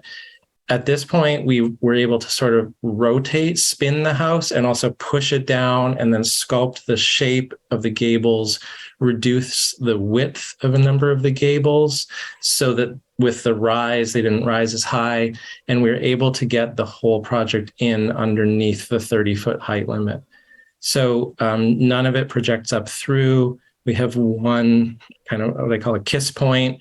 Here's the height limit. This gable at its very end condition exactly touches the 30-foot height limit. But when we sort of look at, how that height limit translates in most other locations, it's actually way below that height limit. So that took a lot of work, a lot of iterations of rotating the plan, working with the grading. But I'm excited that we were able to get it entirely within the 30-foot height limit. And additionally, as Rebecca noted, our basement is truly a basement. So we don't have a 3-story count anywhere. We have 2 stories. We have 1 story, we have 2 stories, and we have a little bit of it that's 2 stories over basement, but nothing that's 3 stories tall.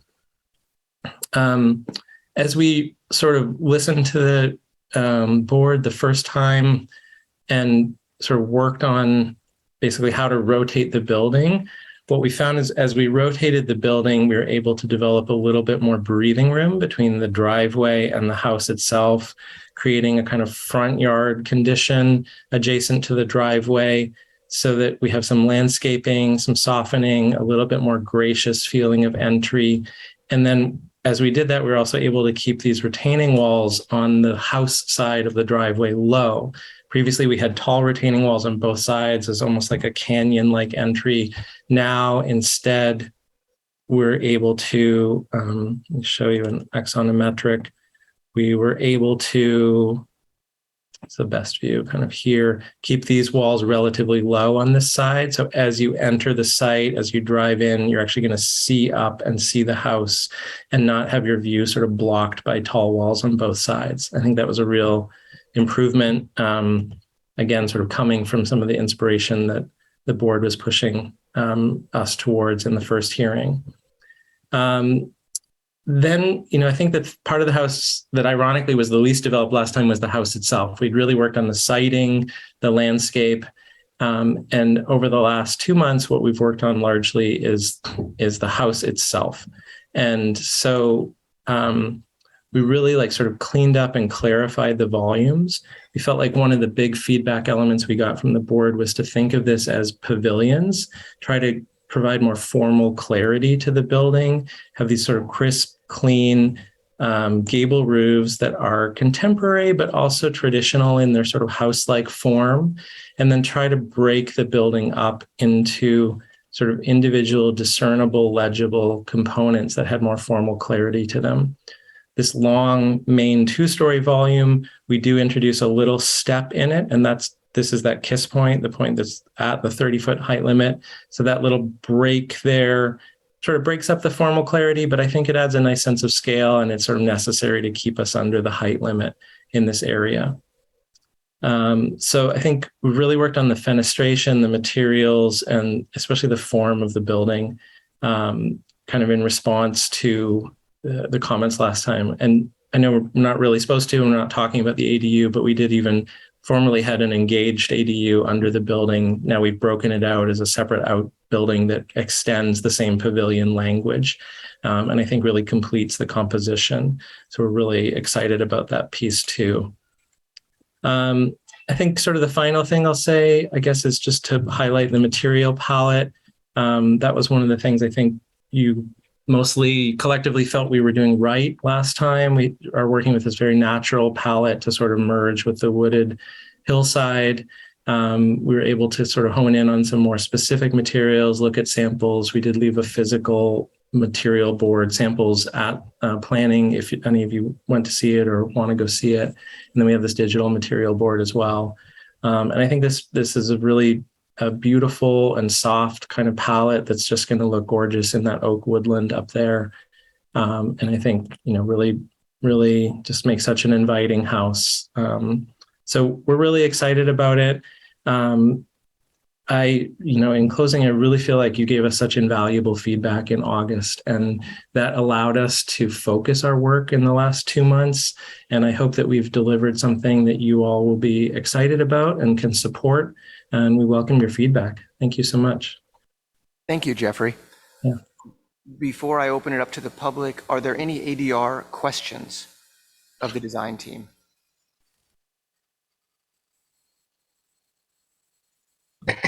Just a quick question on the windows.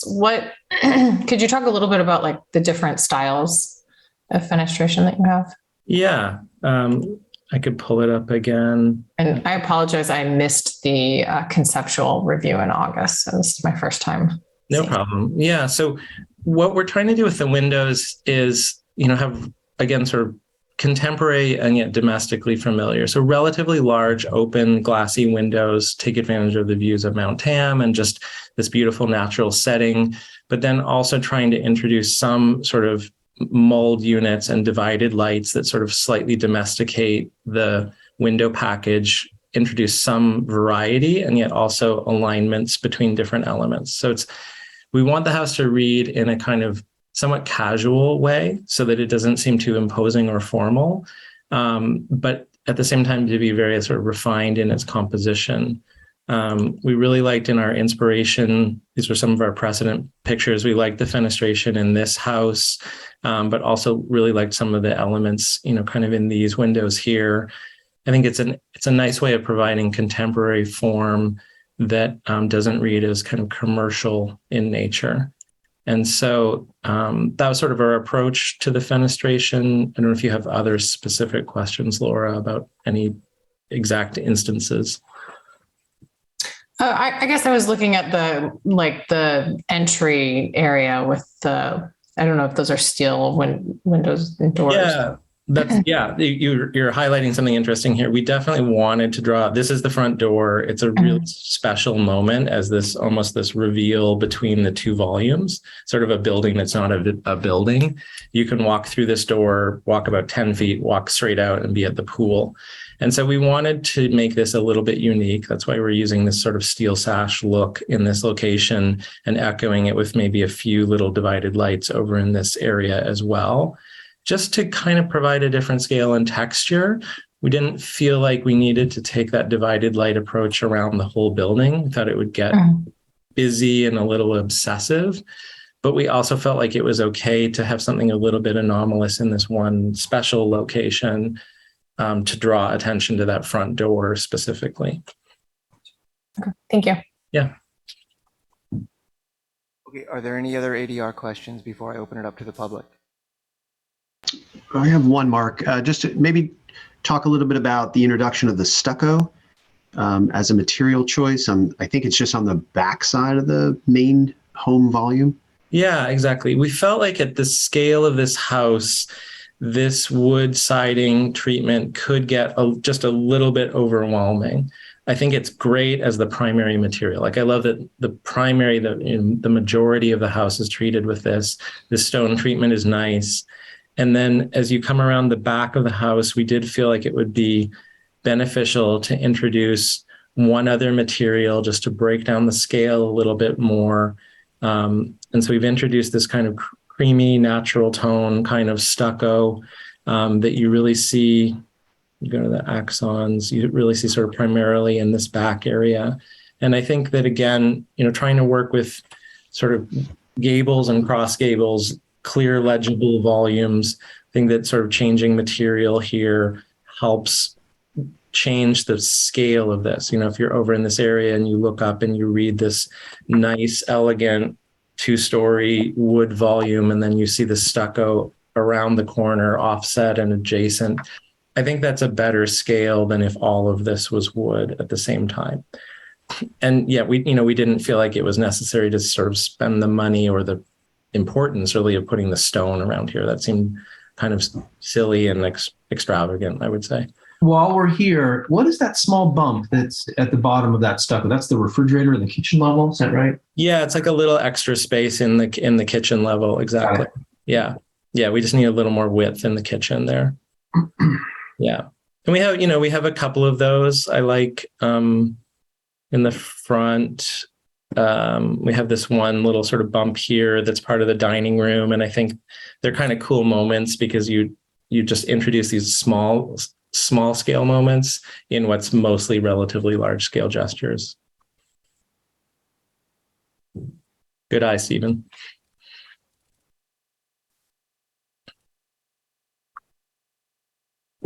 Public, there's no one in the room. Sorry, Beach. Is there anyone on Zoom that would like to make any comments or have any questions? I don't see anybody with their hand raised. Okay, then I will bring it back to the ADR for comments. Stephen, as Jeffrey was mentioning all the excellent suggestions he got last time, I think a lot of those were yours. Would you mind going first on this? I'm happy to go first. Let's see. Overwhelmingly, I think it's very well designed, and I can support it, wholeheartedly. So I think it's really excellent. You've done a great job. You've responded to the comments. I think you've removed the things that were code problematic, the height and the 3 stories. Making sure that the bottom level is definitionally a basement so that it can be below the other stories and so forth. And I visited the story poles. I think they feel fine on the site, not obtrusive at all. That the one wing at the pool, the building comes out, but I think that that's totally kind of contextually appropriate on the street and feels fine. The concerns that I have are very small. I think they're very small, and I could list them, and you could take or leave them. I'm going to suggest approval of the project overwhelmingly, but the walls at the uphill side of the driveway are plus or minus 6 feet tall, and there'd be 3 of them. And so over those 3, that's an 18-foot or something like that rise, right? And they're very close together. They're about 2 feet apart or 18 inches apart. And the idea is to have them be attractive by breaking them up into multiples, which is great, and having some planting be able to reach over. But I would suggest spacing those out or pushing them back into the hillside a little bit so you can get 2 feet of planting or 3 feet of planting, just so you can get some more substantial planting material between the walls. If it's the same those walls are going to require piers and they're going to be super gnarly. And so if it's really kind of equivalent, it'd be better if they were spaced a little bit more, I think. If we go to the front rendering, again, I can pull it up, or if you can, Jeff, that the several different types of windows is bothers me a little bit. I understand differentiating the front door or the front door and the windows in the stone volume, but unless it's a trick of scale, the size of the window panes or lights are smaller in the breezeway than they are in the stone divided light volume. And then you have the more contemporary ones. And so I feel like it's just one too many cast of characters in the play for me. So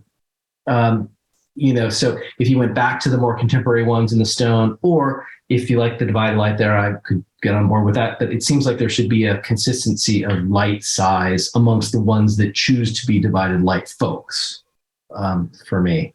Again, you have a great eye, Stephen. It's a small deal. We're actually thinking about reducing the number of divisions in the front door, like trying to balance those out a little bit more. We didn't really know that until we saw this professional rendering, which is hot off the presses. So yes, good eye. On the other rendering, and I think this looks great, and the play of volumes and breaking it down, breaking the massing down. And I know this isn't like really publicly appreciable, but I think we're striving for excellence of design from the public's perspective and on site as well. And I think this really achieves excellence of design. The little windows don't quite align with the others. Maybe it's because it's the bar counter. I think that one above is in the bathroom, that little small vertical guy. No, the one that's down and to the left of that one. One above your cursor there. Yeah, see, I keep wanting to stretch it down so it aligns with the sill of the other one. The only other form thing is on the other rendering, you selected a gable-ended dormer, and it just is not working for me. I feel like that wants to be a shed dormer that's a flat across roof, and that's such a subjective comment that it's none of my business almost to say that, right? But I feel like the examples that you have in your precedent imagery are a wall that punctures the roof plane with a horizontal, and the roof is so. I know it matches maybe the roof plane of other roofs, but it just looks kind of flat in relation to the other one and kind of 60s to me and squished, and I just don't like it, kind of. So that's terribly personal and subjective. And then I appreciate how you step down the volume to respond to the height limit. I think all of the square windows still align with their heads maybe. It's almost like you want to step it a little more, not to make the building smaller, but just so that there's like a greater move there. So that it looks, the step is subtle enough that it almost looks like, oh, we missed a little bit. Not really, but it may be a little bit more. It'd be good if you had the room and the plate height and the windows could still align and stuff. From this view, I was also impressed by, and this is more, I don't think it's publicly appreciable, so it's none of our business really, but it seems like it'd be nice to soften these walls of the pool, because I know there's grading challenges on the site to get usable space and stuff, and I think it's been handled very well from a grading perspective. But these walls, like if they had creeping fig on them or just some softening of some stuff, would be cool,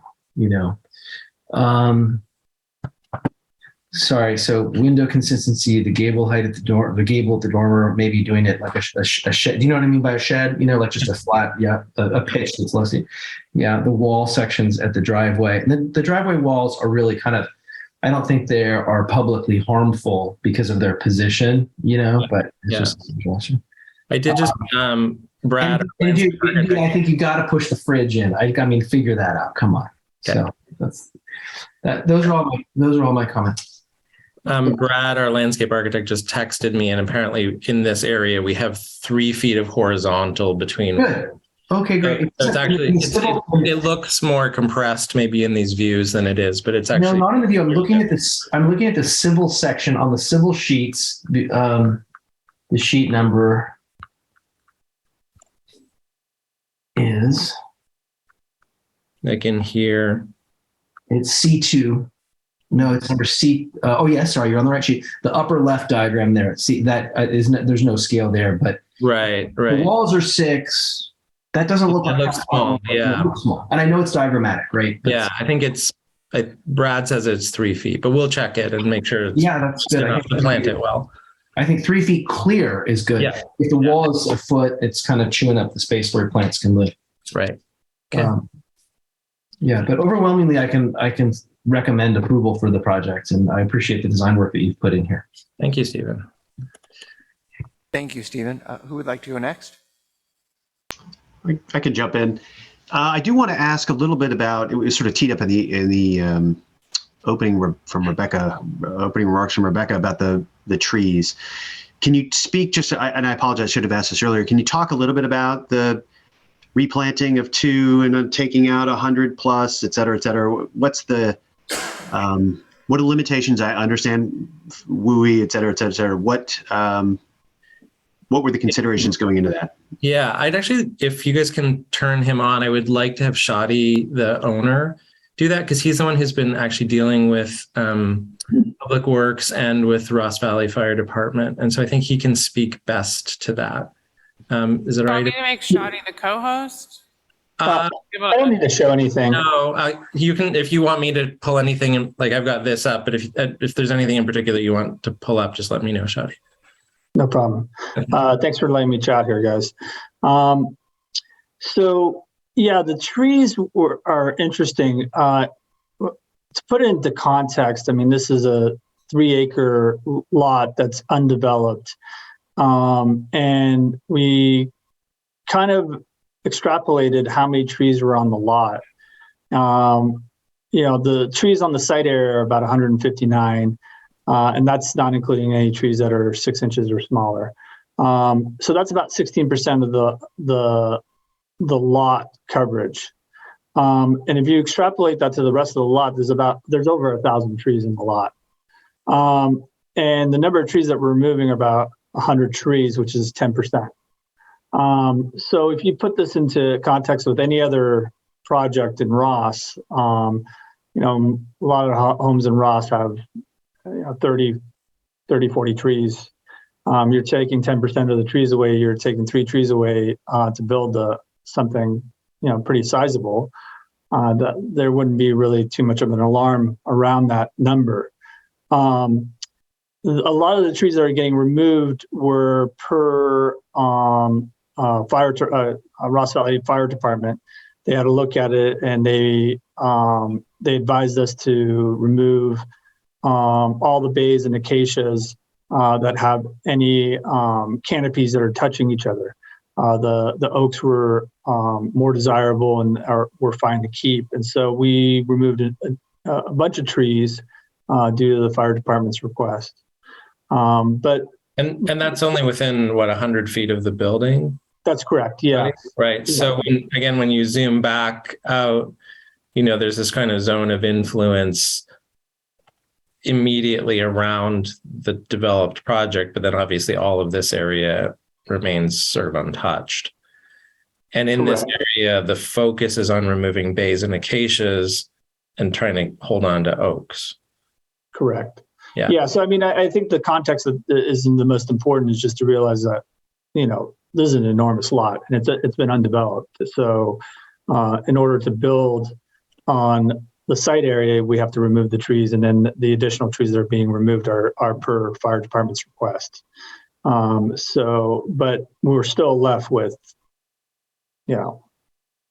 over 800, 900 trees. If you, I haven't counted them, but if you extrapolate it. So that's it. If I could just chime in quickly here. So yes, contextually, there's a small percentage of trees being removed. We are still working with Rob at the fire department and working on getting that vegetation management plan approved. It has not been approved yet. We're also still working with Rich Simonich, to how we're going to apply our tree replacement ordinance. Clearly, 2 trees for 101 does not comply with our tree replacement ordinance. So those are a couple points. Another point I'd like to make is that a standard condition of approval for a design review project that goes to town council, we have a condition of approval that states for 3 years from the point of finaling the project, we can still require more screening should the town think that more trees need to be planted. So I guess what I'm trying to say is the whole tree management isn't 100% solidified, but we decided to bring the project forward because it will get worked out before town council, and most of the trees that are being proposed to be removed are required to be removed through the fire department. And it will not sort of impact or change the design of the house, or probably even the placement of the house. Does that answer your question, Mark? Yeah, I think so. I'm not concerned about screening necessarily. I was mostly interested in the 100 to 2 ratio, knowing we have a replacement ordinance, how that was being managed. So if you guys are on top of that, that's great. I think that covers. You'll figure it out. Obviously, losing canopy in the town is terrible, but understand you have to develop the lot. It would just be the question of replacement. So that's fair. Rebecca, I appreciate the clarity there. Right. I concur with most of Stephen's comments. I would say that I'm a little surprised you caught the same one I did, that gable in the courtyard. Yeah, that's got to go. I look at all of your precedents, and you can't find anything with that articulation of that glazing and that fenestration. It just doesn't seem to fit. Now, obviously, that is a piece of design excellence. I would say that I think there's another form, whether it's the shed that Stephen recommended. I also agree with that drop in height. I'd almost rather see that the taller volume be a little taller, just so you get a little more drop between those 2 volumes. The refrigerator is not a fun little a folly. That's just it's on the back of the house, so it doesn't matter that much. But I also would say you could probably do better than that. Given the detail that this home is striving for, and the rest of the attention to detail, I think you could probably find a solution for that little bump. Other than that, I understand that. I appreciate the stucco comment. That's what I thought it was. It's kind of on the back of house, so to speak, and it does differentiate those volumes. So I would be careful of it becoming too bright. And I don't think it's a big issue, but just be careful of that. I think you've picked a tone that looks right in the digital material boards. I can't see them in person. I haven't seen them in person. So I would just be careful that it doesn't become too bright on that rear elevation there. I didn't really see where the deer fencing was on the property on the site plan. I probably should have asked where that was.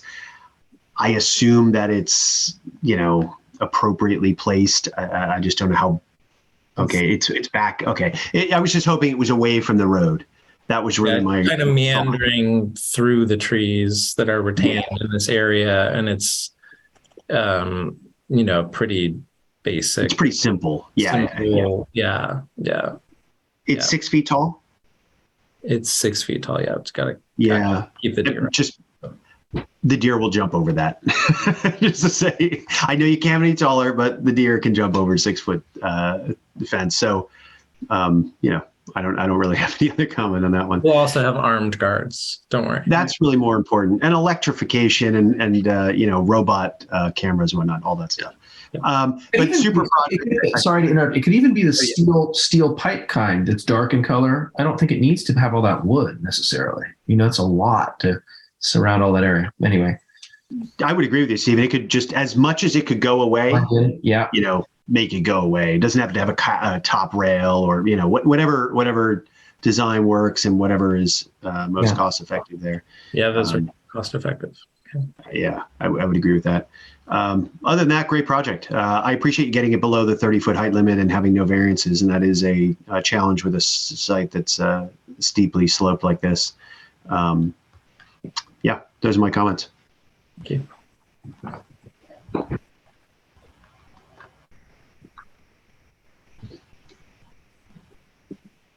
Back to you, Mark. Oh, can you hear me? Now we can. Okay, sorry. First of all, I think it's very beautifully designed, and I appreciate all of your efforts and gestures to listen to what we said the last time and to kind of bring the house into full compliance with many of the codes. I think it's really an attractive project. I do agree with the others on a couple things. The fenestration, I think it's just a little busy. I feel like it could be simplified, and sort of choose one style or another. I don't really mind when things don't line up, because I think a lot of your precedent images had a bit of whimsy that I think you were going after. You liked where the windows weren't perfectly aligned and they kind of happened in surprise locations. So I can understand that, but I think just simplifying the pains and the repetition would behoove this project. I do agree with the others that one elevation at the courtyard elevation where the roof steps down and there's that big triangular window. It just, I'm not sure of the solution, but the combination of the stepping down roof and that picture window dormer at kind of, it just feels like it could be really simplified. And I don't know if that's to not have the roof stepping down or a shed dormer, but I think that could benefit by some work. And then lastly, I understand the reason for the stucco on the back of the house. No one's going to see it. It might be a cost saving measure, but I do worry about it being too bright. So just keep that in mind, that maybe a darker color or something that would just kind of go away if it is indeed cost cutting. And otherwise, I think it's beautifully designed. So thank you. Can I just ask a quick question? I mean, if we were to take this part of the dormer or of the long gable here and were to pull it up to meet this front roof, I think we'd be seeking a variance of about 1 foot over in this corner. Like, do you think that would just be better? I don't think we could make the findings though, is the problem. I don't think the council should approve it because we couldn't logically make the findings. The front a foot. Can you push the front part?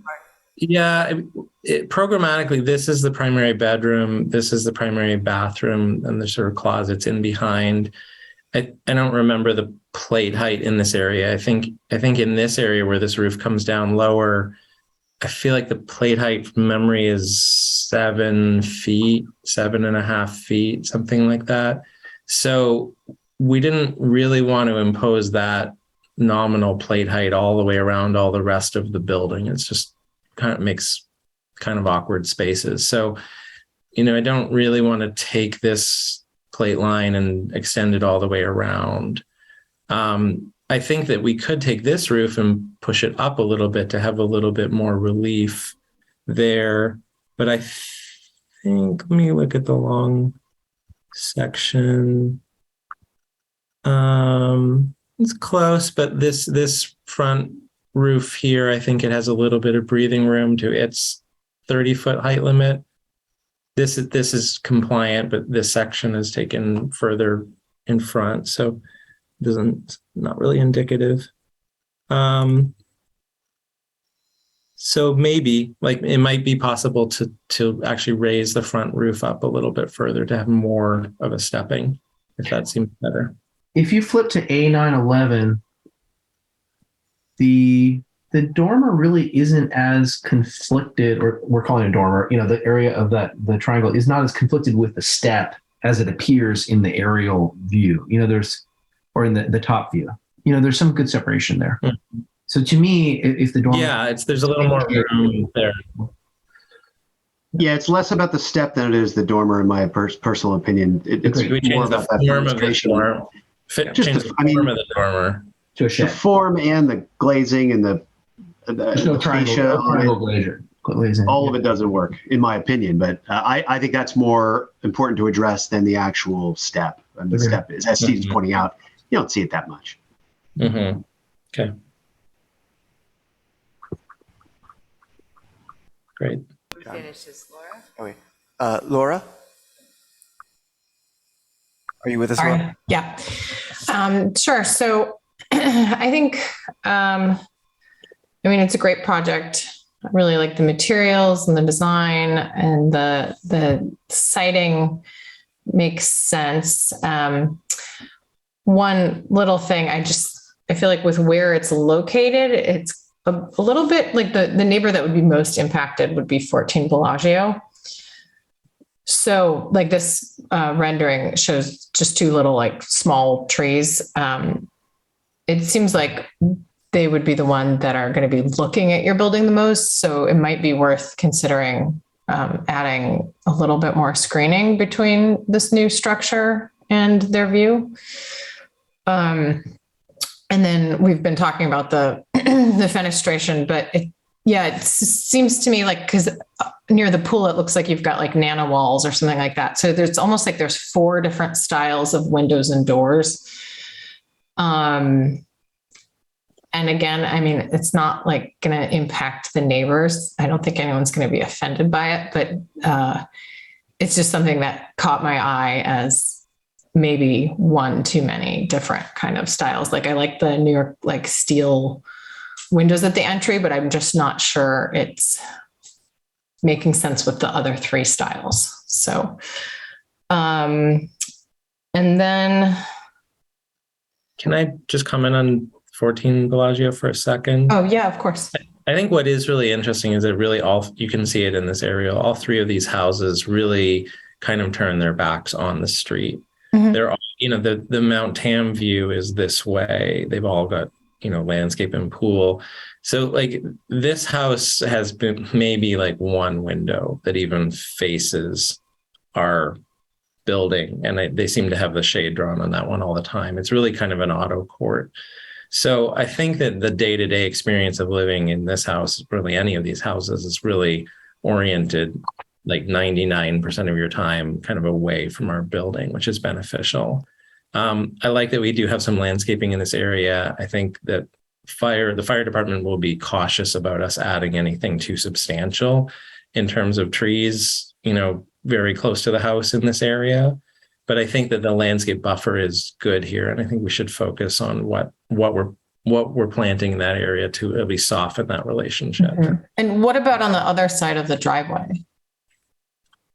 This area, that's a good question. We might be able to do some more planting in there at that distance.